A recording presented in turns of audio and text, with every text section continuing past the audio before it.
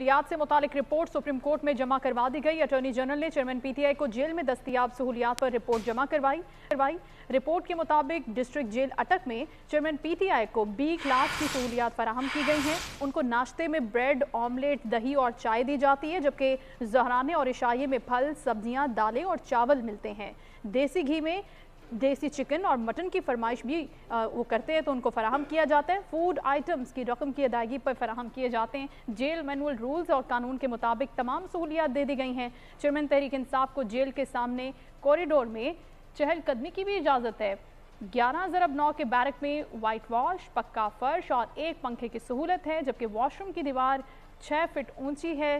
Size 7/4 है और ये बताया जा रहा है कि बेटर क्लास कैदी होने की वजह से 21 inch television, mattress, air cooler, 4 तकिए, टेबल और चेयर की सहूलत भी है। 4 कुरान पाक, इंग्लिश तर्जुमा और 25 तारीखी कुतुब फराहम की गई हैं। रोज़ाना अखबार भी फराहम किया जाता है। रोज़ाना बैरिक, वॉशरूम और कपड़ों की सफाई के लिए स्टाफ भी दिया गया है।